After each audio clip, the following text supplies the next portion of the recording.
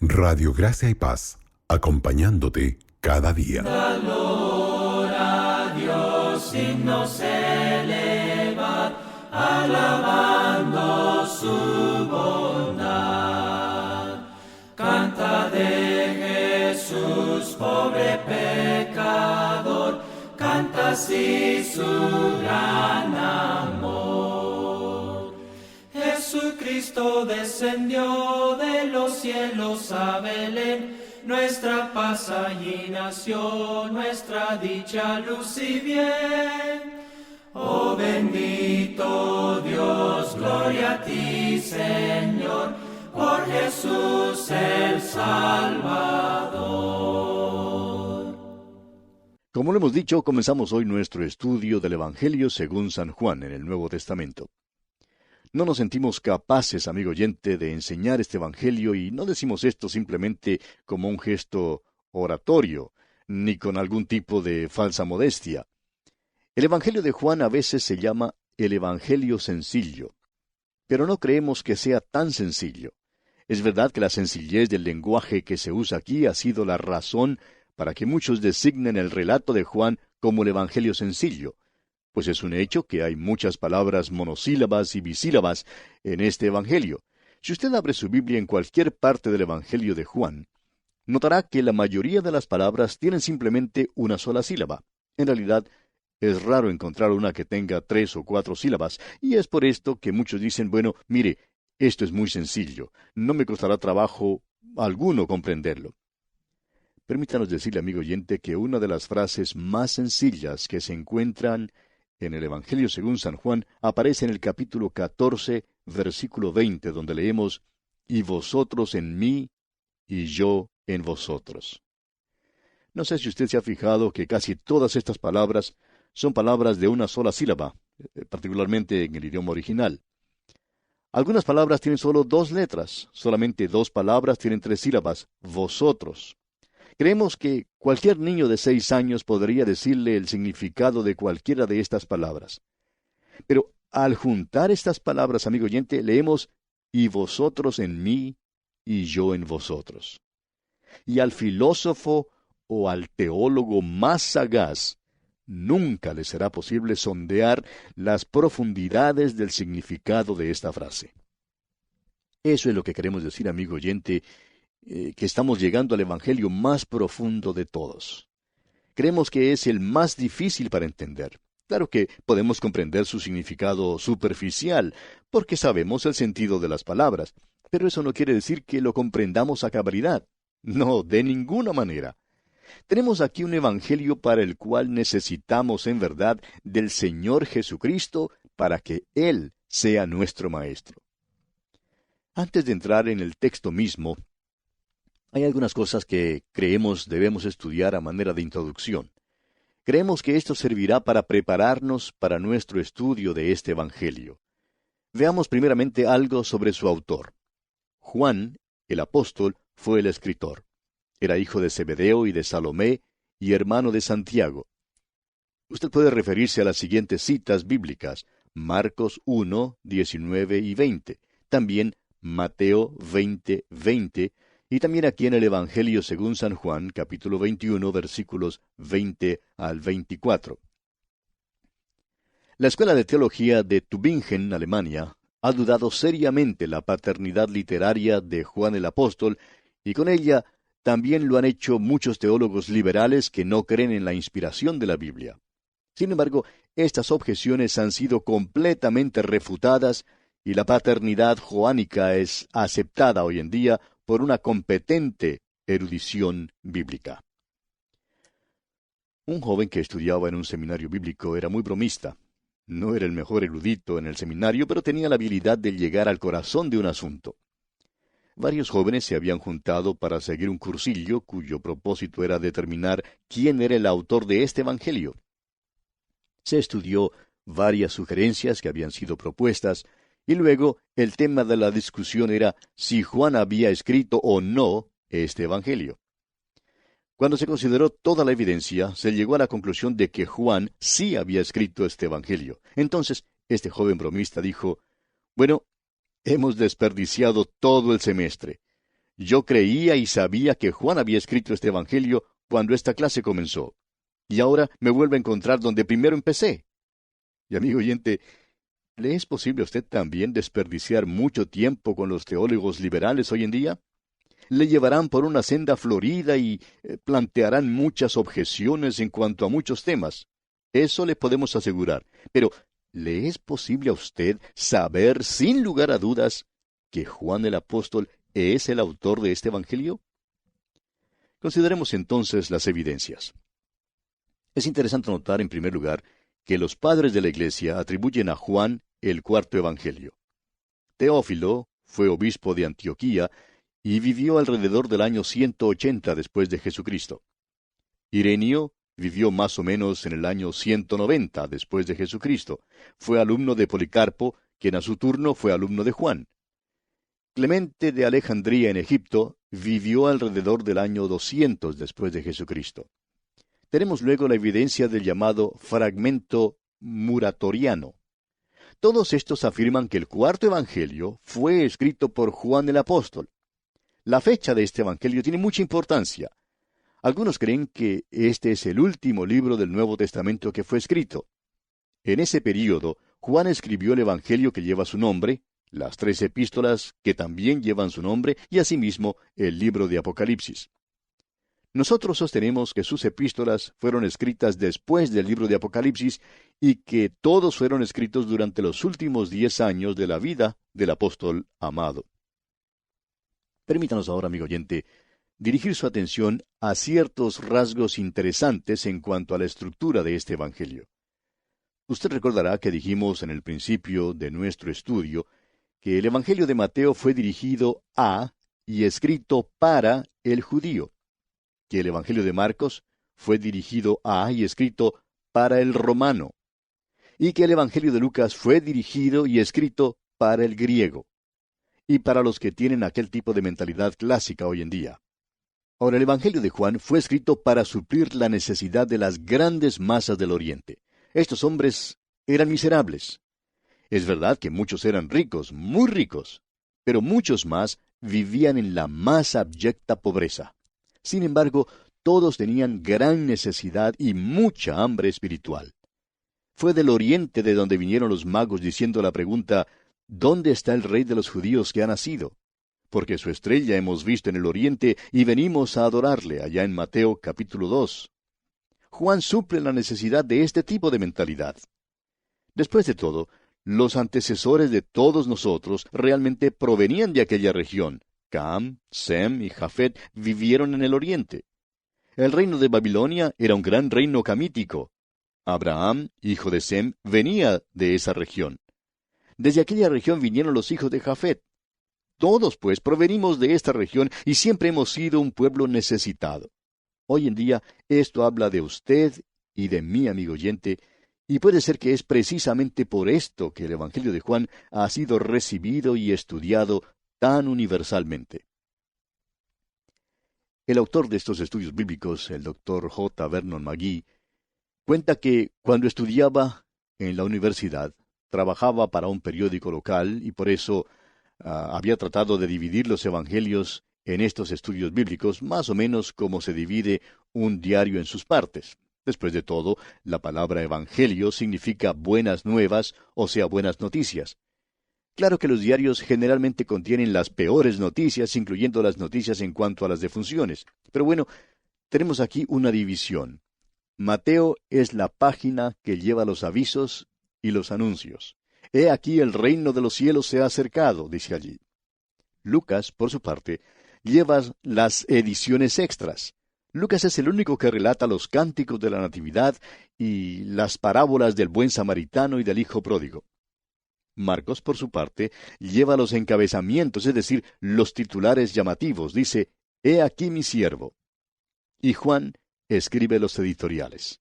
Ha escrito en cuanto al pan de vida, el agua de vida, la vid verdadera y la vida cristiana. Ahora, los 3 primeros evangelios se llaman los evangelios sinópticos porque los 3 son escritos desde el mismo punto de vista y de un modo similar. Pero el 4º evangelio es diferente. En primer lugar, Mateo y Marcos presentan con énfasis especial los milagros de Jesús y Lucas da atención a las parábolas. En cambio, Juan no hace ninguna de las dos cosas. En segundo lugar, los milagros de Jesús en el Evangelio según San Juan son dados como señales y fueron elegidos con muchísima discriminación para interpretar ciertas grandes verdades. Por ejemplo, Jesús, mediante un milagro, alimenta a 5,000 y pronuncia entonces su discurso sobre el pan de vida. Hay 11 señales con sus aplicaciones específicas en el Evangelio según San Juan. Ahora, en tercer lugar, no hay parábolas en el cuarto Evangelio. Algunas versiones han usado la palabra parábola en el capítulo 10, versículo 6, pero no es la palabra griega parabole, que se usa comúnmente en Lucas, sino paroimia. La versión Reina Valera la traduce correctamente con la palabra alegoría. La historia del buen pastor, por ejemplo, no es una parábola, sino un discurso. Ya hemos mencionado la sencillez del lenguaje en el Evangelio de Juan. Es notable en verdad. Sin embargo, este es el Evangelio más profundo y por eso es bastante difícil sondear su significado. Juan nos da un orden cronológico que es bueno notar. Por ejemplo, en el primer capítulo, versículo 35, dice, el siguiente día. Y luego, en el versículo 43 del mismo capítulo, repite, el siguiente día. No solo nos da un orden lógico de sucesión, sino también un orden cronológico. También presta atención a lugares y ciudades, por ejemplo, Betábara, al otro lado del Jordán, en el capítulo 1, versículo 28. Caná de Galilea, en el capítulo 2, versículo 1. Aunque la deidad de Cristo es el tema predominante en este Evangelio, la humanidad de Cristo no se pierde de vista y en verdad es acentuada en forma especial. No sé si usted se ha fijado en el hecho de que Juan es el único de los evangelistas que nos cuenta el viaje de Jesús por Samaria y cómo se sentó junto al pozo y que estaba cansado del camino. ¿Puede usted pensar en otra cosa que sea más humana que esa? Bueno, amigo oyente, nosotros sí podemos pensar en una cosa que sea más humana que esa, y es que Jesús lloró. Y es Juan también quien nos cuenta eso. El nombre Jesús se usa con exclusividad en este Evangelio, con la exclusión de Cristo. Esto parece extraño en el Evangelio que manifiesta su deidad. ¿Por qué pues se usa solamente el nombre Jesús? Bueno, es porque Dios se hizo hombre. También creemos que es interesante notar que la palabra judío aparece más de 60 veces en este Evangelio. Durante toda la vida de la Iglesia se ha rendido mucho culto al cuarto Evangelio. Algunos lo han llamado el corazón de Cristo, otros el Evangelio espiritual, y en Europa lo llaman el seno de Cristo. Orígenes, uno de los padres de la Iglesia, dijo, el Evangelio de Juan es la consumación de los Evangelios, así como los Evangelios, a su vez, son la consumación de las Escrituras. Jerónimo dijo, Juan sobresale en las profundidades de los misterios divinos. Culross lo expresó así, creo que las Escrituras de Juan han sido enjugadas por más lágrimas de penitentes y que han ganado más corazones para el Redentor que todas las demás juntas. El doctor A. T. Pierson escribió, toca el mismo corazón de Cristo. Si Mateo corresponde a la corte de Israel, Marcos a la corte de los sacerdotes y Lucas a la corte de los gentiles, Juan nos guía más allá del velo, al lugar santísimo. El doctor A. Hayes ha dicho, al leerlo, recibimos la seguridad de que aquí por fin tenemos una descripción digna y adecuada de la vida de Jesús entre los hombres. Como ya lo dijimos, la deidad de Jesús es el tema que predomina en este Evangelio. El carácter mesiánico de Cristo es un tema que también tiene prioridad. Esto se declara sucintamente en el capítulo 20 de este Evangelio, versículos 30 y 31, y creemos que debe ser considerado con la misma clave de este Evangelio. Dice allí en Juan 20, 30 y 31, hizo además Jesús muchas otras señales en presencia de sus discípulos, las cuales no están escritas en este libro, pero éstas se han escrito para que creáis que Jesús es el Cristo, el Hijo de Dios, y para que creyendo tengáis vida en su nombre. Hay un movimiento poderoso que es expresado en el capítulo 16, versículo 28. Dice allí, salí del Padre, y he venido al mundo. Otra vez dejo el mundo, y voy al Padre. Dios se hizo hombre. Esta es la declaración simple de la verdad sublime. Estas cosas son todas relatadas con un fin específico, para engendrar fe en el corazón del hombre. La palabra cree, por ejemplo, se usa más de 100 veces en este Evangelio de Juan. Pero en contraste, aparece menos de 40 veces en los Evangelios sinópticos. La palabra fe no aparece aquí en Juan, pero se halla en los otros Evangelios. La expresión vida eterna aparece 35 veces, pero solamente 12 veces en los Evangelios sinópticos. De modo que lo que tenemos aquí, amigo oyente, en este Evangelio es el verbo activo cree, el que se usa generalmente con cree en o cree a. Es un acto de la voluntad y no un consentimiento estático. No significa solo el hacer una señal afirmativa o aceptar solamente con el intelecto las verdades del Evangelio. Significa que cuando usted, amigo oyente, escucha las verdades del Evangelio, se da cuenta de que Jesús murió por sus pecados conforme a las Escrituras, y eso significa que usted confía personalmente en Él como su Salvador personal, el que murió para pagar la pena de sus pecados. Es muy importante que veamos esto. Veamos, pues, en los pocos momentos que nos restan, el bosquejo que seguiremos en nuestro estudio de este Evangelio. Hemos dividido este Evangelio de una manera que creemos es muy sencilla. El prólogo lo encontramos en el capítulo 1, en los versículos 1 al 18. Los versículos 19 al 51 del mismo capítulo 1 nos presentan la introducción. El testimonio de obras y palabras lo encontramos en los capítulos 2 al 12. El testimonio de Jesús a sus testigos lo tenemos en los capítulos 13 al 17. Tenemos luego el discurso del aposento alto. Y el testimonio de Jesús al mundo entero lo encontramos en los capítulos 18 al 20. El capítulo 21 nos presenta el epílogo que nos habla del Cristo glorificado. Y estamos pues listos para comenzar nuestro estudio del prólogo. Y amigo oyente, esta es sin duda alguna una de las secciones más profundas de las Escrituras que jamás encontremos. Y no creemos que ninguno de nosotros podrá entenderla cabal o aún adecuadamente. Solo podremos pararnos al borde de estas grandes verdades. Dirigiremos nuestra atención a las cosas que caracterizan a este Evangelio y que contribuyen a un mejor entendimiento de su contenido. El capítulo 1 de Juan lo hemos dividido, como ya dijimos, en dos secciones. Primero, el prólogo a este Evangelio que se encuentra contenido en los versículos 1 al 18. Y en segundo lugar, la introducción al Evangelio de Juan, que se encuentra contenida en los versículos 19 al 51 del capítulo 1. Ahora, el tema central del capítulo 1 es el logos, o sea, el verbo o la palabra. Pero siendo que nuestro tiempo ya se ha agotado lamentablemente, vamos a detenernos aquí por esta ocasión y entraremos de lleno en nuestro estudio del capítulo 1 en nuestro próximo programa. Le aconsejamos leer todo este capítulo antes de nuestro próximo programa, de modo que se familiarice con el tema que vamos a considerar. Comenzamos hoy a estudiar el capítulo 1 del Evangelio según San Juan. Y como decíamos en nuestro programa anterior, hemos dividido este capítulo en dos secciones principales. En primer lugar, el prólogo del Evangelio, que se encuentra contenido en los versículos 1 al 18. Y en segundo lugar, la introducción al Evangelio, contenida en los versículos 19 al 51.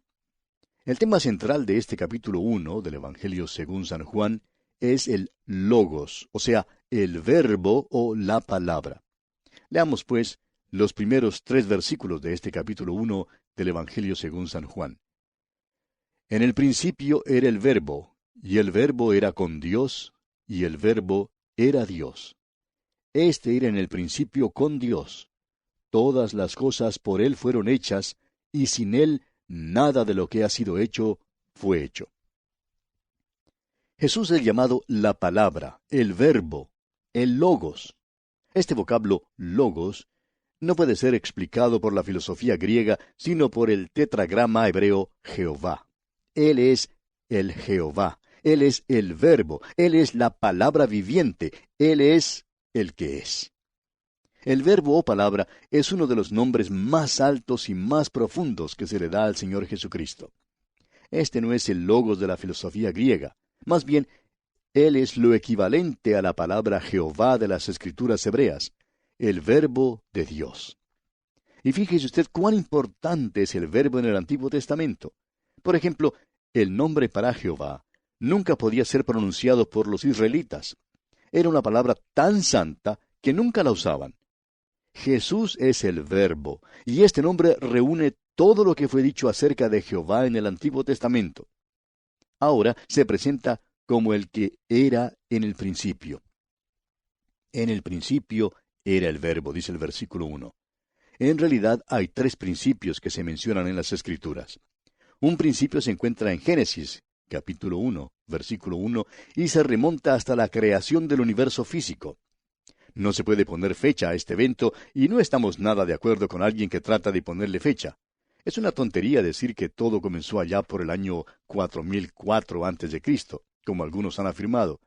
Lo que algunos científicos dicen, sin embargo, es tan tonto como eso. Descubren un hueso por allá en África y tratan de ponerle fecha y dicen que data de 2.000 millones de años. Permítanos decirle, amigo oyente, que eso no lo sabemos de ninguna manera. Lo que nosotros creemos es que la Tierra ha estado aquí por unos, trillones o quizás quintillones de años. Ha estado aquí por mucho tiempo. Después de todo, tenemos un Dios de la eternidad. ¿Qué cree usted que Dios haya estado haciendo en el pasado? Bueno, opinamos que un gran drama ha tenido lugar en la eternidad pasada y que ni usted ni yo sabemos nada en cuanto a eso. Creemos que este universo ha estado aquí por mucho tiempo, y creemos que es una presunción nuestra pensar que Dios haya esperado la aparición del hombre para crear su universo. Ahora, lo interesante es que el principio que se menciona aquí ya queda en el tiempo pasado cuando se menciona. Cuando volvemos a la creación, Él ya era. Y note usted que la palabra usada aquí no es, sino era. En el principio era el verbo. En griego, esta palabra está en el pasado imperfecto del verbo y denota una acción que es continua. Pues vuelve al principio, a la creación, a 2 o 3 billones de años o quizás mucho más antes. El Señor Jesús viene desde la eternidad y Él ya es tiempo pasado. En el principio era el verbo. Si volvemos a hace billones y trillones de años antes de la creación, Jesús todavía sale desde la eternidad anterior. Por tanto, aquí tenemos un principio que en realidad no es un principio. Es un principio al cual no nos es posible ni siquiera comenzar a regresar, ni formarnos una idea de ello.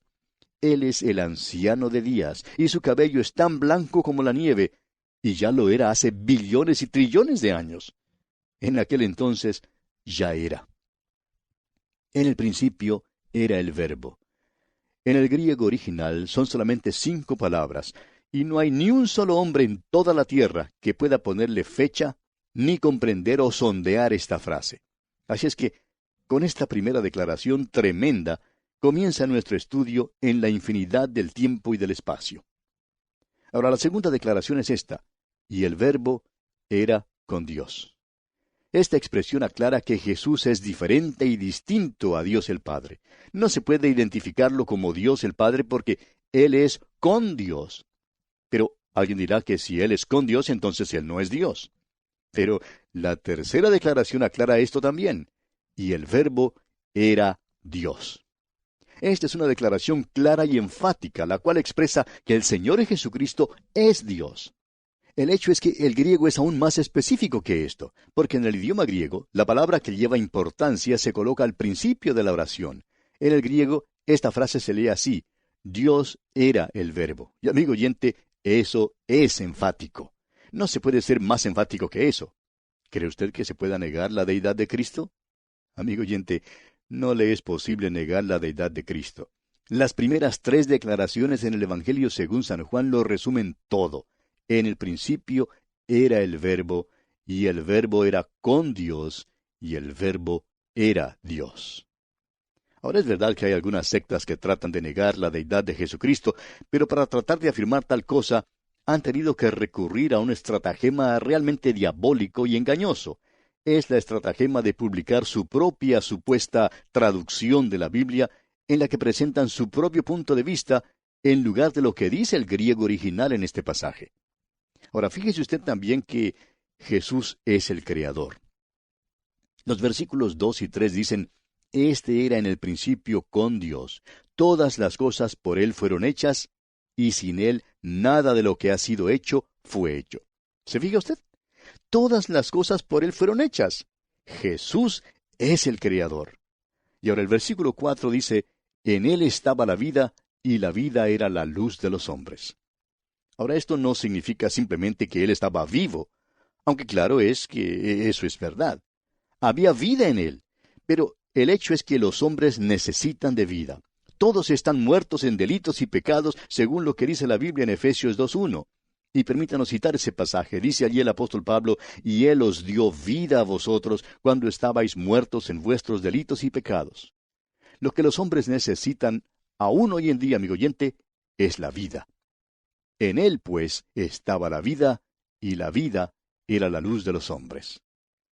Ahora Jesús es la luz, y la vida, dice aquí, era la luz de los hombres. Ahora Jesús es contrastado con Juan el Bautista. Leamos los versículos 6 y 7 de este capítulo 1 de Juan. Hubo un hombre enviado de Dios, el cual se llamaba Juan. Este vino por testimonio para que diese testimonio de la luz, a fin de que todos creyesen por él. Juan el Bautista dio testimonio de la luz. Él no era la luz, simplemente dio testimonio de ella. Continuemos con los versículos 8 y 9. No era él la luz, sino para que diese testimonio de la luz. Aquella luz verdadera que alumbra a todo hombre, venía a este mundo. Tenemos aquí una declaración tremenda, amigo oyente, porque la luz viene de la palabra de Dios. Sin la palabra de Dios no hay luz. Cuando los hombres vienen a la palabra de Dios, entonces están en la luz. El apóstol Juan en su primera carta, capítulo 1, versículo 7, dice, «Pero si andamos en luz, como Él está en luz». Ahora, ¿cuál luz? La luz de la palabra de Dios. Esta luz alumbra a todo hombre que viene a este mundo. Eso es, alumbra a cualquier hombre que venga a la luz. Es simplemente como el sol que brilla sobre cada hombre que sale a la luz del sol. Pero hay quienes están por allí abajo en sus cuevas, a los cuales la luz del sol no llega. Es necesario venir a la luz. Leamos ahora los versículos 10 y 11 de este capítulo 1 de Juan. En el mundo estaba, y el mundo por él fue hecho, pero el mundo no le conoció. A lo suyo vino, y los suyos no le recibieron. Esta era la tragedia del mundo, y todavía es la tragedia del mundo hoy. El Creador bajó a esta tierra y fue hecho carne. Sin embargo, el mundo no le reconoce y le rechaza. Hay quienes limitan la declaración que leemos aquí en el versículo 11 que dice, «A lo suyo vino», diciendo que significa que solo vino a la nación de Israel, a su propio pueblo. Pero nosotros creemos que abarca más, amigo oyente. Vino a su propio mundo, porque Juan acaba de hablar en cuanto al hecho de que Él hizo el mundo. Vino a su propio mundo y su mundo no le recibió. Se trata de un rechazo universal de Él. Pero fíjese lo que dice aquí en los versículos siguientes, versículos 12 y 13. Mas a todos los que le recibieron. Y nosotros damos en realidad gracias a Dios por esta palabrita todos. Todos tiene una proyección universal, porque nos incluye a usted y a mí, amigo oyente. Todos los que le recibieron. Ahora, ¿qué les pasa? A todos los que le recibieron, a los que creen en su nombre, continúa el versículo, les dio potestad de ser hechos hijos de Dios. Y luego dice en el versículo 13, los cuales no son engendrados de sangre, ni de voluntad de carne, ni de voluntad de varón, sino de Dios. La frase, los cuales no son engendrados, indica que la vida solo puede venir por medio de un renacimiento. Viene a aquellos que reciben a Cristo, a los que creen en su nombre. Veamos estas frases más de cerca. los cuales no son engendrados de sangre. Esto significa que este renacimiento no es una procreación natural, los cuales no son engendrados ni de voluntad de carne. Esto significa que uno no puede llegar a ser hijo de Dios mediante sus propios esfuerzos. No se puede mediante algo que uno haga, es decir, las buenas obras. Los cuales no son engendrados ni de voluntad de varón. Significa que no es por la educación ni por el entrenamiento que uno tenga. Los cuales no son engendrados sino de Dios, significa que usted, amigo oyente, solo puede llegar a ser hijo de Dios mediante el renacimiento. Y esta es la obra directa del Espíritu de Dios. El Señor Jesús dirá allá en el capítulo 3 de este Evangelio, versículo 6, «Lo que es nacido de la carne, carne es, y lo que es nacido del Espíritu, Espíritu es». Es pues necesario ser nacido del Espíritu. Ya nos hemos fijado en 4 declaraciones que aparecen en los primeros 3 versículos de este prólogo. Y ahora encontramos 3 declaraciones aún más profundas en el versículo 14. Leamos este versículo 14 del primer capítulo de Juan. «Y aquel Verbo fue hecho carne, y habitó entre nosotros, y vimos su gloria, gloria como del unigénito del Padre, lleno de gracia y de verdad». El Verbo fue hecho carne, dice aquí. Y deseo que usted mire esta declaración por un momento. El filósofo griego probablemente estaría de acuerdo con nosotros en todo lo que dijimos sobre el versículo 1. Pero aquí es donde creemos que no estaría de acuerdo con nosotros. Él nunca aceptaría como hecho de que el Verbo se haya hecho carne. El idioma griego nos permite ponerlo en una forma más específica, y creemos que en una forma más exacta también. El Verbo fue nacido carne. Ahora piense en esto por un momento, amigo oyente. Aquí viene Dios desde la eternidad. Ya era el anciano de días, pero también vino a Belén. Alguien lo ha expresado de la siguiente manera. Estaban buscando a un rey para exaltarlo, pero él vino como un bebé que hizo llorar a una mujer. Note usted que el Evangelio según San Juan ni aún menciona su nacimiento en Belén. ¿Y sabe por qué es que no lo menciona? Porque está hablando en cuanto a alguien que es demasiado grande para Belén. Viene desde la eternidad y se hace carne. El Verbo se hizo carne o nació carne. Por tanto, esta es la historia de la Navidad, aquí en el Evangelio según San Juan, y es importante que veamos esto. Nació carne. Y la única manera en que eso pudo haber ocurrido, en que eso pudo haber tenido lugar, fue mediante el nacimiento virginal. El escritor de la carta a los Hebreos lo expresa así allá en el capítulo 2, versículo 16 de esa carta. Porque ciertamente no socorrió a los ángeles, sino que socorrió a la descendencia de Abraham. Participó de carne y sangre para destruir por medio de la muerte al que tenía el imperio de la muerte, esto es, al diablo. Hay quienes creen que las declaraciones en los versículos 12 y 13 que dice, los cuales no son engendrados, no se refieren solamente al renacimiento del creyente, sino también al nacimiento de Jesús mismo. Él no fue nacido de sangre, es decir, no nació de una manera humana por esfuerzos humanos. Tampoco nació de voluntad de carne, carne humana, ni de voluntad de varón, sino de Dios, ya que el Verbo fue hecho carne, dice. Esta es la historia navideña. Fue nacido carne.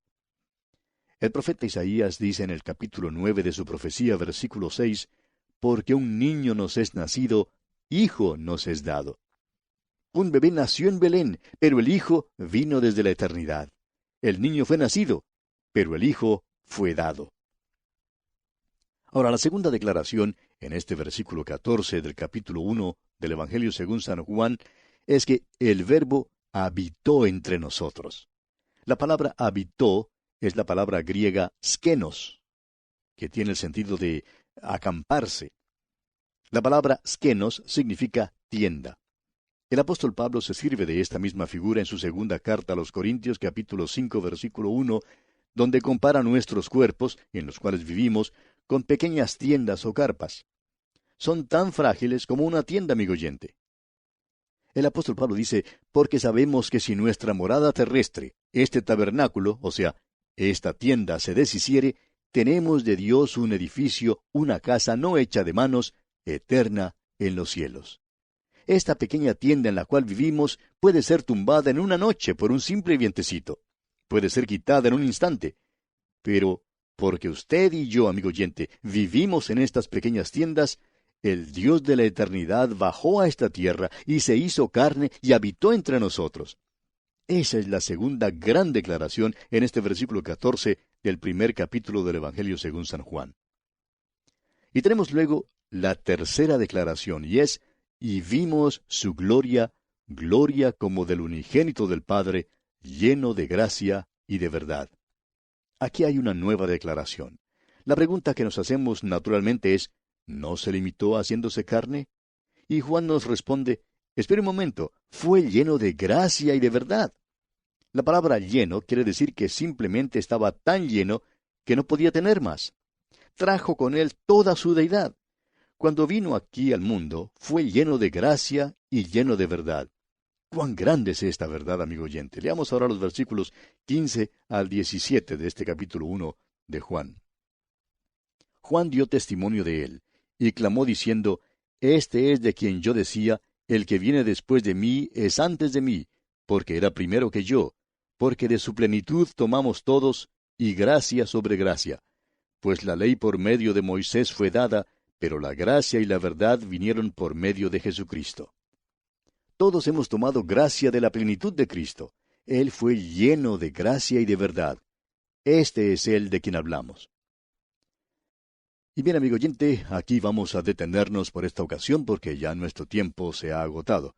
Continuaremos considerando este interesante tema aquí en el capítulo 1 del Evangelio según San Juan en nuestro próximo programa. Continuamos hoy estudiando el capítulo 1 del Evangelio según San Juan. Y en nuestro programa anterior estábamos hablando de las 3 declaraciones importantísimas que habíamos visto en el versículo 14 de este primer capítulo del Evangelio de Juan. Y decíamos que la primera declaración fue, el Verbo fue hecho carne. Es decir, el Verbo fue nacido carne. Dios viene desde la eternidad y se hace carne. La segunda gran declaración es, el Verbo habitó entre nosotros. Dijimos que la palabra habitó es la palabra griega skenos, que tiene el sentido de acamparse. La palabra skenos significa tienda.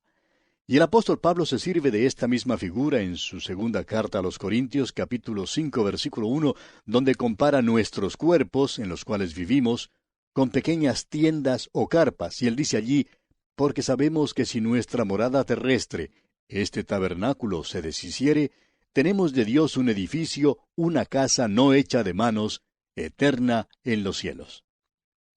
Esta pequeña tienda en la cual vivimos puede ser derrumbada en una noche por un simple vientecito, puede ser quitada en un instante. Y a causa de que usted y yo, amigo oyente, vivimos en estas pequeñas tiendas, el Dios de la eternidad bajó a esta tierra y se hizo carne y habitó entre nosotros. Esa es la segunda gran declaración en este versículo 14. Y la tercera declaración es, y vimos su gloria, gloria como del unigénito del Padre, lleno de gracia y de verdad. La pregunta que dijimos surgía aquí es, ¿no se limitó haciéndose carne? Y Juan nos responde, espere un momento, fue lleno de gracia y de verdad.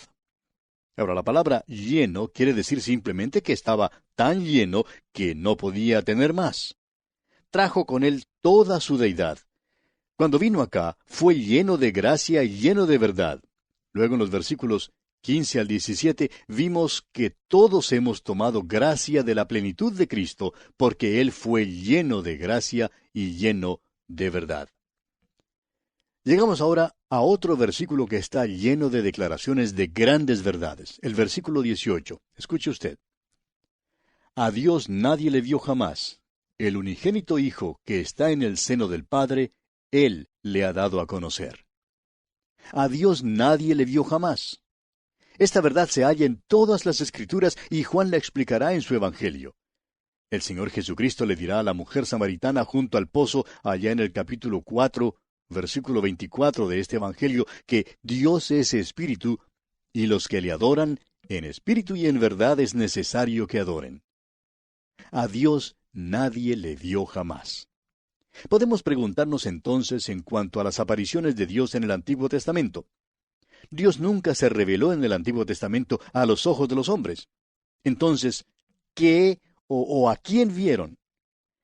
Examinemos algunos de estos relatos. Por ejemplo, Jacob dijo que había visto a Dios. Lo que él vio fue el ángel de Jehová que luchó con él. Esa era una manifestación, pero no vio a Dios porque Dios es espíritu. A Dios nadie le vio jamás. La siguiente declaración que tenemos en este versículo 18 es, el unigénito Hijo que está en el seno del Padre. Un gran erudito alemán ha traducido estas palabras a fin de que podamos leerlas así, el unigénito Dios. Y eso sí nos gusta, amigo oyente. Está en el seno del Padre, y eso nos dice muchísimo. No vino de la cabeza de Dios para revelar la sabiduría de Dios, ni vino de los pies de Dios para ser siervo de los hombres. ¿Ha notado usted que Jesús no era siervo de los hombres, sino siervo de Dios? Él no limpió zapatos, no hizo mandados, y tampoco hizo lo que el hombre le pidió que hiciera. Él dice allá en el capítulo 6 de este Evangelio, versículo 38, porque he descendido del cielo no para hacer mi voluntad, sino la voluntad del que me envió. Fue del seno del Padre que vino, no de la cabeza ni de los pies. Vino del seno para revelar el corazón de Dios. Él es el unigénito Hijo que está en el seno del Padre. Ahora, la tercera declaración que encontramos aquí, en este versículo 18 de este capítulo 1 del Evangelio según San Juan, es Él le ha dado a conocer. La palabra griega aquí es exegeomai, que viene de las raíces que significan revelar o desvelar. Y eso es exactamente lo que Jesucristo hizo. Reveló a Dios, sacó al descubierto a Dios. ¿Quiere usted saber algo aún más grande que eso? Un viajecito a la luna no es nada comparado con este hecho.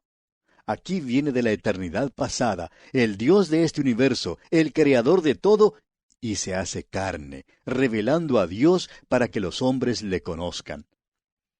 Amigo oyente, la única manera en que usted puede conocer a Dios es mediante el Señor Jesucristo.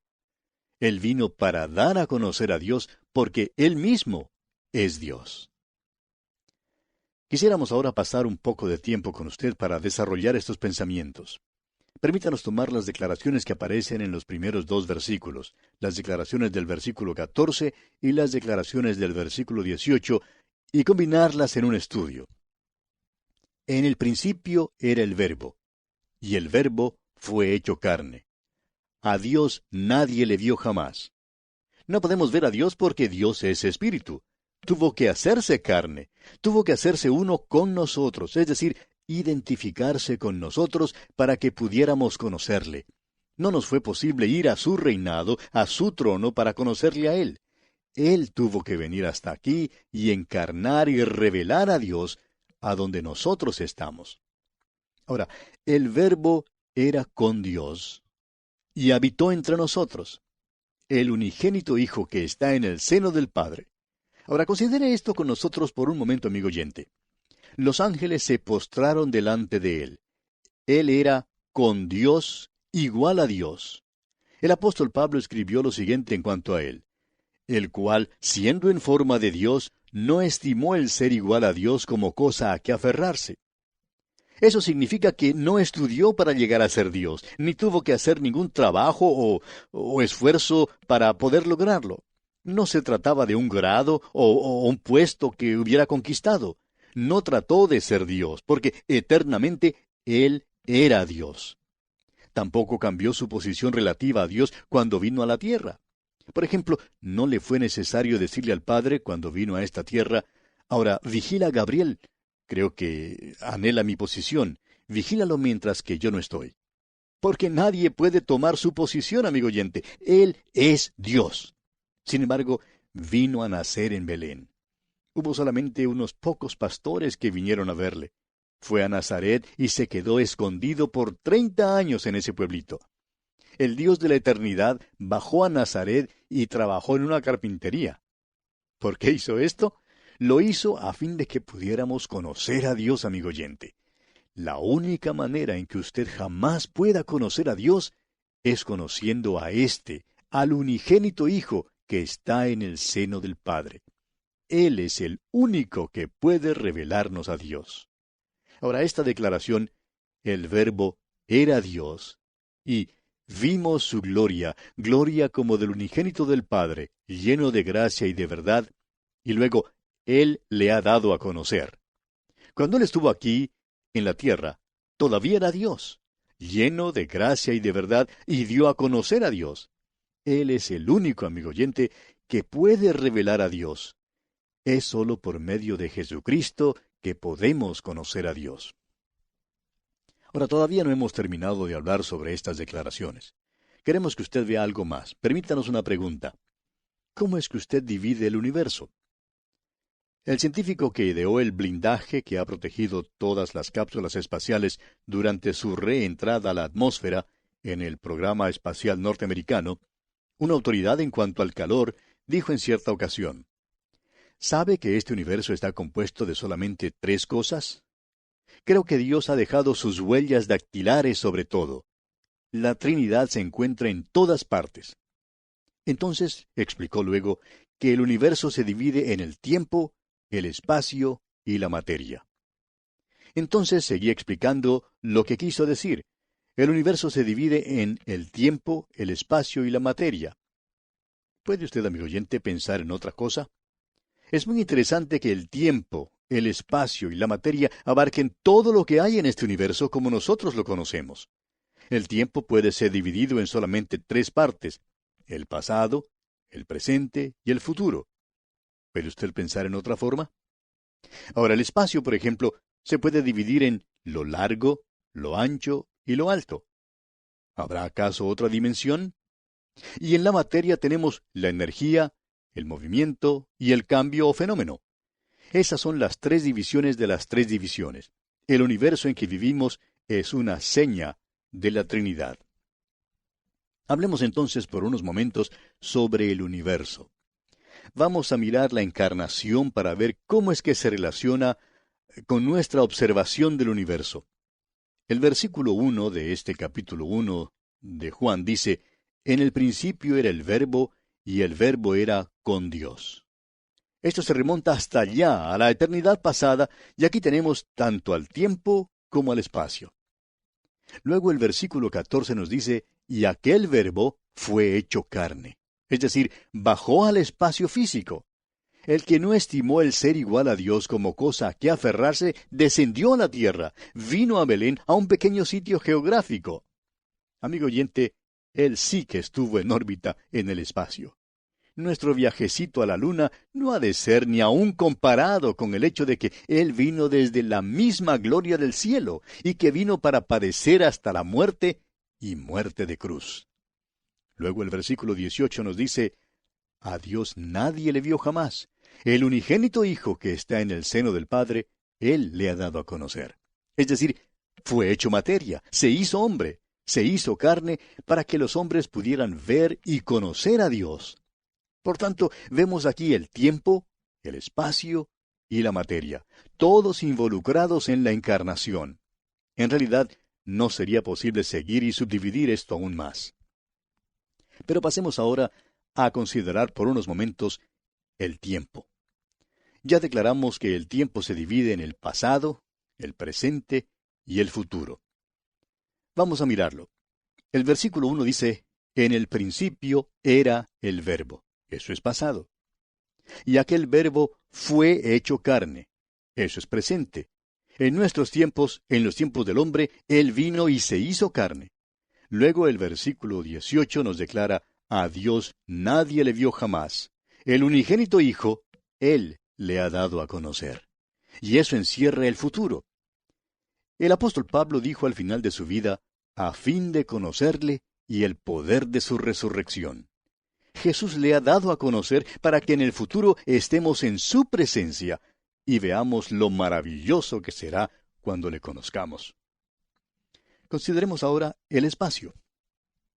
En el principio era el Verbo. Eso es lo largo. Se extiende por la eternidad. Lo ancho es: aquel Verbo fue hecho carne y habitó entre nosotros. Y lo alto es que a Dios nadie le vio jamás. Él le ha dado a conocer. Vino desde las alturas para poner a Dios a la vista de nosotros. Y consideremos por último la materia. En el principio era el Verbo, y el Verbo era con Dios. Todas las cosas por Él fueron hechas. Tenemos aquí la energía. Él habló y este universo surgió. Luego encontramos el movimiento porque el Verbo fue hecho carne. Vino desde la gloria del cielo y descendió hasta esta tierra. Y luego el fenómeno más grande en este mundo, amigo oyente, es Jesucristo. Al contemplarle, Él es todas las maravillas del mundo antiguo y todas las maravillas en nuestros tiempos. Todos los descubrimientos de la ciencia no son nada comparados con la maravilla de la encarnación. Dios se hizo carne y vino a esta tierra para darnos a conocer a Dios y para redimir a los hombres. Amigo oyente, no se puede encontrar nada que sea más grande que esto. Y así concluye el prólogo al Evangelio según San Juan. ¿Qué pasaje más importante es este, amigo oyente? Aunque su lenguaje es sencillo, ni a usted ni a mí, amigo oyente, nos será posible sondear sus profundidades en esta vida. Ahora el resto de este primer capítulo constituye lo que hemos llamado la introducción al Evangelio según San Juan. Leamos el versículo 19 de este capítulo 1 de Juan. Este es el testimonio de Juan, cuando los judíos enviaron de Jerusalén sacerdotes y levitas para que le preguntasen, ¿tú quién eres? Este es el primer incidente en la vida de Juan el Bautista mencionado por el apóstol Juan en su registro evangélico. No nos da ningún dato sobre el principio de este hombre, pero podemos enterarnos de la historia de su nacimiento leyendo el Evangelio según San Lucas. Juan dice aquí que nos dará el testimonio de Juan el Bautista, y luego nos cuenta de ciertos sacerdotes y levitas que salieron para preguntarle quién era. En esta pregunta vemos una tentación sutil, porque le ofreció a Juan una oportunidad para causar una buena impresión. Una de sus respuestas la encontramos en el capítulo 3 de este Evangelio, versículo 30, donde él dijo, es necesario que él crezca, pero que yo mengüe. ¿Qué declaración es esta? Es una declaración que todo creyente debe hacer, pero aún más importante es que cada creyente debe vivirla. Es necesario que él crezca, pero que yo mengüe. Amigo oyente, los dos no pueden ocupar el mismo lugar. O Cristo es lo principal en su vida, ocupando el primer lugar, o usted, el yo egoísta, tendrá el primer lugar. Es necesario que Él crezca, pero que yo mengüe, o bien será viceversa. Ahora en nuestro texto encontramos la respuesta que Juan el Bautista le dio a sus interlocutores. Dice aquí en el versículo 20, confesó y no negó, sino confesó, yo no soy el Cristo. ¿Se fija usted?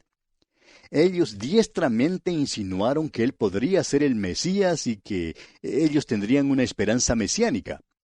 Pero Juan aclaró que él no era el Cristo, no era el Mesías. Estaban buscando al Mesías, pero le preguntaron al hombre que no lo era. Por tanto, si él no era el Cristo, entonces, ¿quién era él? Bueno, leamos el versículo 21. Y le preguntaron, ¿qué pues? ¿Eres tú Elías? Dijo, no soy. ¿Eres tú el profeta? Y respondió, no. Como usted ve, Juan es breve y positivo. Sus respuestas son breves y se tornan aún más breves mientras ellos continúan con sus preguntas. Si él no es el Cristo, creen entonces que, bueno, debe ser Elías. Y si no es Elías, creen que tiene que ser aquel profeta. Se refieren a un profeta como Moisés, que había sido prometido en Deuteronomio capítulo 18, versículo 15. Y Juan responde enfáticamente, no. Él tampoco es el profeta predicho allá en el libro de Deuteronomio. Leamos entonces los versículos 22 y 23 de este capítulo 1 de Juan. Le dijeron, pues ¿quién eres? Para que demos respuesta a los que nos enviaron. ¿Qué dices de ti mismo? Dijo, yo soy la voz de uno que clama en el desierto. Enderezad el camino del Señor, como dijo el profeta Isaías. Ellos insisten en que él debe decirles quién es. No pueden volver con un informe que es simplemente un montón de negativas. Por tanto, Juan por fin se identifica. Y note usted que él dice que es una voz. Es que Cristo era el verbo. Juan era la voz. Al escuchar usted el programa hoy, amigo oyente, yo soy simplemente una voz. He tenido la oportunidad y el privilegio de conocer a varios de nuestros radioescuchas, y muchos de ellos me dicen, bueno, ahora tengo una cara para juntarla con la voz que escucho por radio. O bien dicen, muchas veces me he preguntado, ¿cómo será su fisonomía? Amigo oyente, permítame decirle que aquí yo simplemente soy una voz. Y esto era también todo lo que Juan quería decir. Tenía un gran mensaje que dar. Era un mensaje más grande que él. Y francamente, estamos satisfechos de ser simplemente una voz, porque es cierto que el mensaje que tenemos que dar es más grande que el individuo que lo da. Y eso es, creemos nosotros, una de las bellezas del ministerio radial.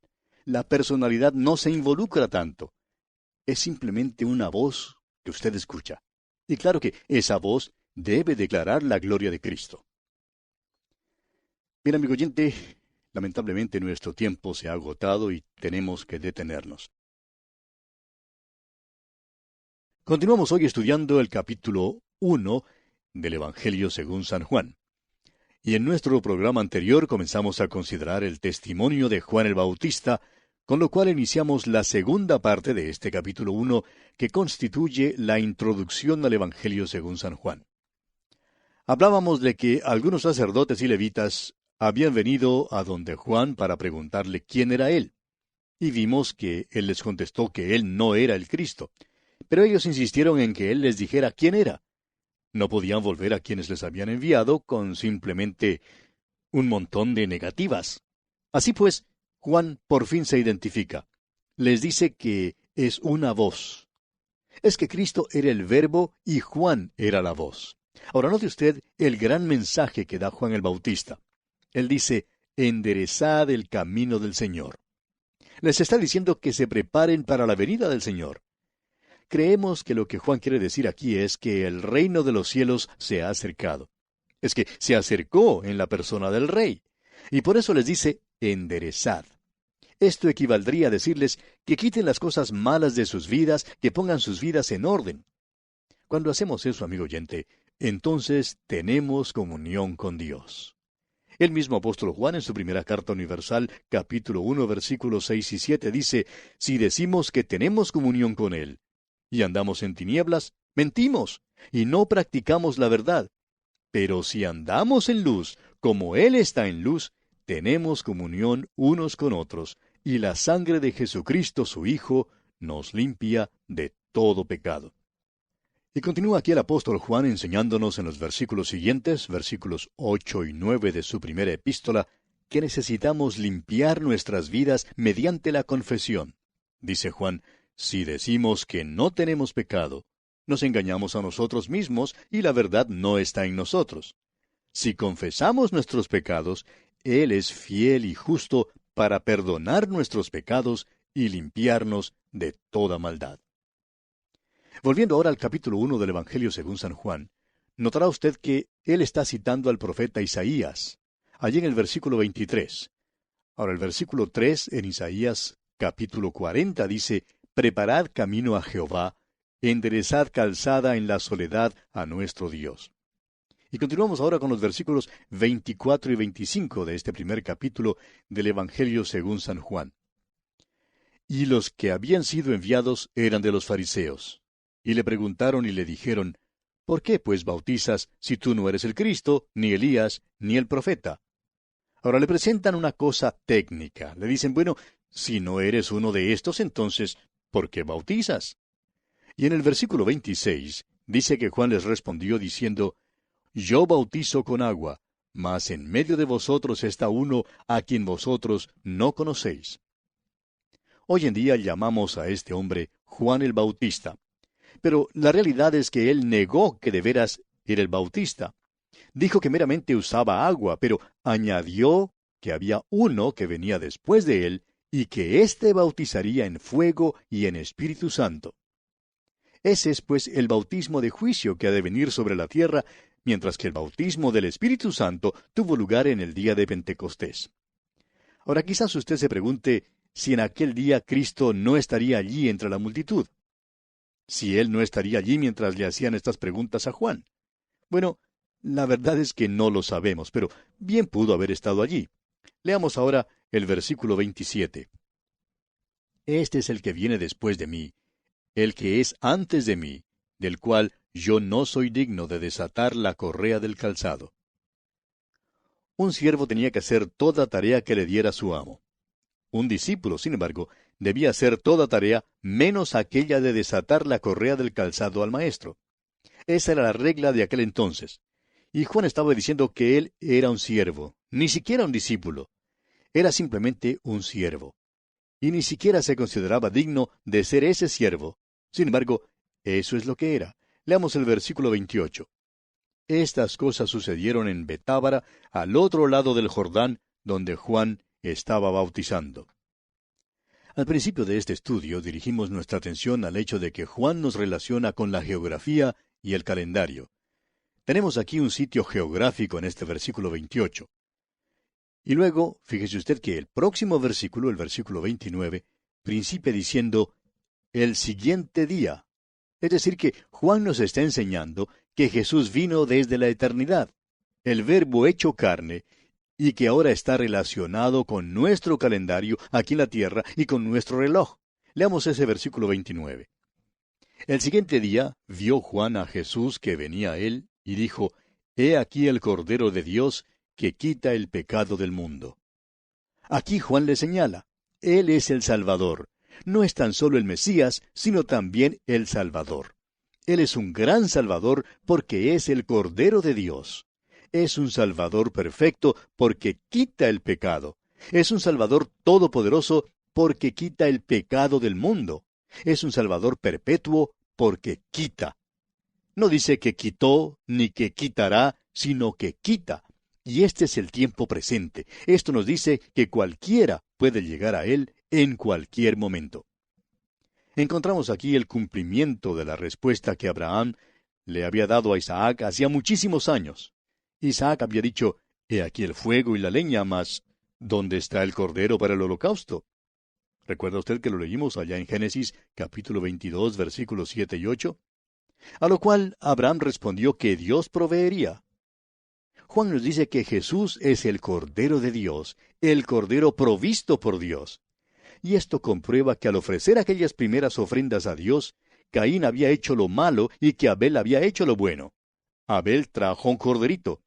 Todos los corderos que fueron matados durante tantos siglos en los altares judíos ahora hallan su cumplimiento en él. Y Juan le señala, He aquí el Cordero de Dios, que quita el pecado del mundo. Continuamos ahora con los versículos 30 y 31.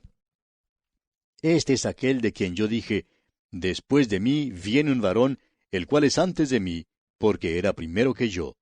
Y yo no le conocía, mas para que fuese manifestado a Israel, por esto vine yo bautizando con agua. Juan está diciendo que Jesús es el que bautiza en verdad. Podemos llamarle Jesús el Bautista. Él es quien bautizará en espíritu y en fuego. El bautismo del Espíritu Santo fue cumplido en el día de Pentecostés, y el de fuego es el juicio que todavía ha de venir sobre esta tierra. Continuemos ahora con los versículos 32 al 36 de este primer capítulo del Evangelio según San Juan. Y a propósito, amigo oyente, espero que usted todavía continúe con nosotros, que tenga su Biblia abierta allí en el Evangelio según San Juan capítulo 1 para que siga con nosotros la lectura, de manera que usted también se familiarice con los pasajes que vamos considerando. ¿Está bien? Bueno, versículos 32 al 36, aquí en el capítulo 1 de Juan, dicen, También dio Juan testimonio diciendo, Vi al Espíritu que descendía del cielo como paloma, y permaneció sobre él. Y yo no le conocía, pero el que me envió a bautizar con agua, aquel me dijo, Sobre quien veas descender el Espíritu, y que permanece sobre él, ese es el que bautiza con el Espíritu Santo. Y yo le vi y he dado testimonio de que éste es el Hijo de Dios. El siguiente día otra vez estaba Juan y 2 de sus discípulos. Y mirando a Jesús que andaba por allí, dijo, He aquí el Cordero de Dios. Desde mucho antes, Jesucristo ya era el Cordero de Dios que quita el pecado del mundo. Esto es en cuanto a la obra de Cristo. Ahora dice, He aquí el Cordero de Dios, es decir, Él es el Cordero en persona.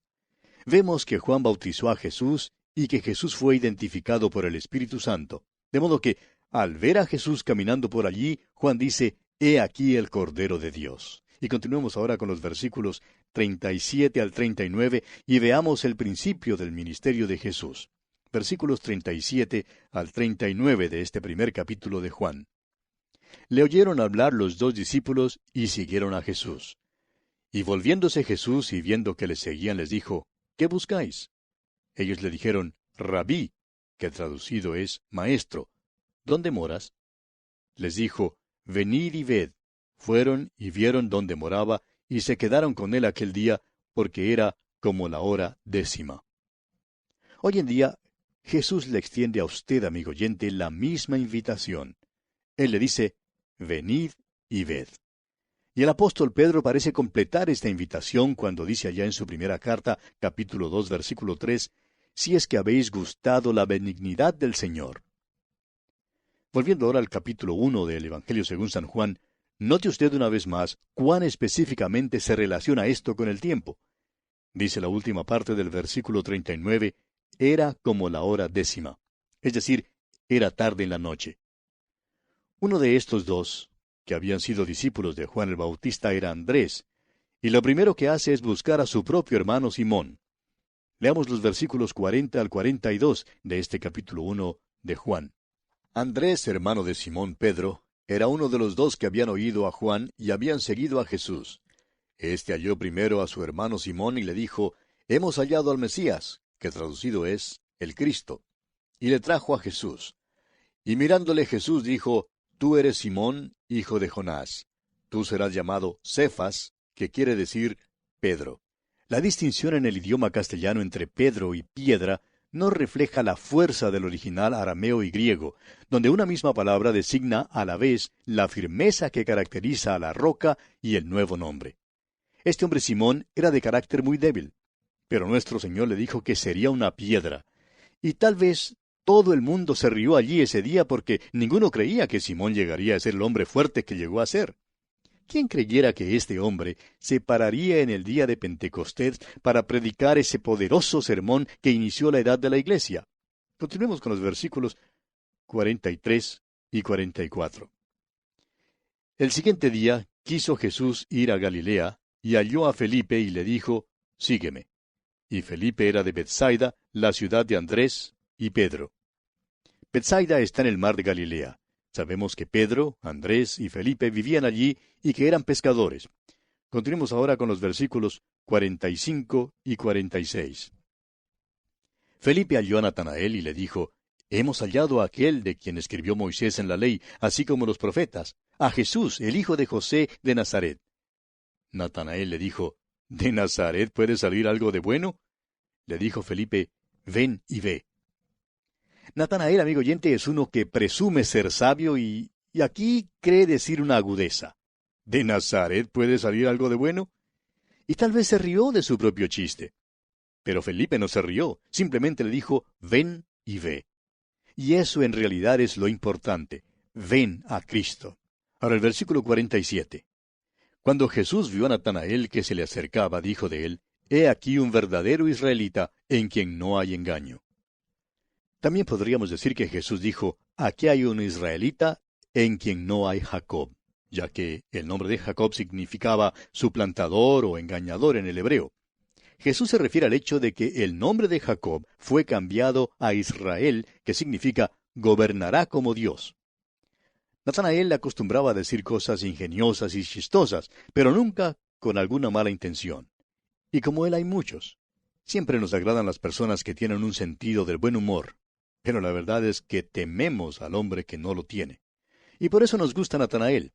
No hay Jacob en este hombre, un israelita en quien no hay engaño. Continuemos ahora con los versículos 48 y 49. Le dijo Natanael, «¿De dónde me conoces?». Respondió Jesús y le dijo, «Antes que Felipe te llamara, cuando estabas debajo de la higuera, te vi». Respondió Natanael y le dijo, «Rabí, tú eres el Hijo de Dios, tú eres el Rey de Israel». El Señor Jesucristo tuvo dos discípulos que tuvieron muchas dudas. Uno, que las tuvo al principio de su discipulado, fue Natanael, y el otro, que las tuvo al final, fue Tomás. Este hombre Este que duda, este que se pregunta si algo de bueno puede salir de Nazaret, confiesa inmediatamente que Jesús es el Hijo de Dios, el Rey de Israel. Y son muchos los hombres que hoy en día todavía hacen la misma pregunta. ¿De Nazaret puede salir algo de bueno? Nuestro Señor Jesucristo pasó allí 30 años. Veamos ahora el versículo 50. Respondió Jesús y le dijo, «Porque te dije, te vi debajo de la higuera, ¿crees? Cosas mayores que estas verás». Natanael había confesado que el Señor Jesús era el Hijo de Dios y el Rey de Israel. Y eso revela que algo de mucha importancia había salido de Nazaret. Pero el Señor más o menos le reprende y le pregunta que si era simplemente porque le dijo que le había visto debajo de la higuera que había creído. Y Jesús le promete que vería cosas mayores que esas en los próximos 3 años. Y la verdad fue que Natanael vio cosas mucho mayores que estas. Sin embargo, Jesús sigue contándole aún más. Leamos el versículo 51. Y le dijo, de cierto os digo, de aquí adelante veréis el cielo abierto y a los ángeles de Dios que suben y descienden sobre el Hijo del Hombre. Nuestro Señor había dicho a este hombre, he aquí un verdadero israelita en quien no hay engaño. Y ahora nuestro Señor sigue hablándole y se refiere al incidente en la vida del patriarca Jacob, quien cuando era joven tuvo que salir de su hogar huyendo. Tuvo que salir de su casa porque su hermano Esaú le buscaba para matarle. Pasó su primera noche fuera del hogar allá en Betel, y allí el Señor se le apareció y vio una escalera que bajaba del cielo. Por esa escalera los ángeles subían y descendían. El significado para Jacob era que Dios no había perdido contacto con él, que Dios siempre estaría con él, aunque hubiera salido de su hogar. Jacob había creído que cuando salió de su hogar había dejado atrás a Dios. Claro es que tenía una perspectiva limitada en cuanto a Dios, pero en Betel Jacob se dio cuenta de que Dios estaría siempre con él. Y nuestro Señor se refiere a esto aquí, y dice que la escalera era Él mismo. Le dice, ahora tú verás a los ángeles de Dios subiendo y descendiendo sobre el Hijo del Hombre. Los ángeles estaban en sujeción a Cristo y le servían. Aquí se revela que Jesús estaba encargado de los ángeles, por tanto los podía mandar como mensajeros del cielo y también que regresaran al cielo. Jesús pues le dice a Natanael que vería el cielo abierto y a los ángeles de Dios que suben y descienden sobre el Hijo del Hombre. Vería hablar al Padre desde la parte superior de esa escalera, diciéndole a su Hijo que estaba abajo, «Este es mi Hijo amado, en quien tengo complacencia». La escalera es Cristo, y es sólo por esta escalera que usted y yo, amigo oyente, podemos comunicarnos con Dios. El Señor Jesús dijo allá en el capítulo 14 de este Evangelio de Juan, versículo 6, «Yo soy el camino, y la verdad, y la vida. Nadie viene al Padre, sino por mí». Él es la escalera. No es una escalera por la cual uno sube, sino una escalera en la cual uno confía. Es una escalera en la cual uno se apoya y en la cual uno cree. Y esto es lo importante aquí, amigo oyente. Y bien, así concluye nuestro estudio del capítulo 1 del Evangelio según San Juan. Al seguir nuestro estudio en el próximo capítulo, el capítulo 2, comenzaremos con la siguiente división mayor del Evangelio según San Juan. Los capítulos 2 hasta el 12 nos dan el testimonio de las obras y las palabras de Cristo. Le invitamos pues a acompañarnos mientras continuamos nuestro recorrido por el capítulo 2 de este Evangelio según San Juan. Radio Gracia y Paz, acompañándote cada día.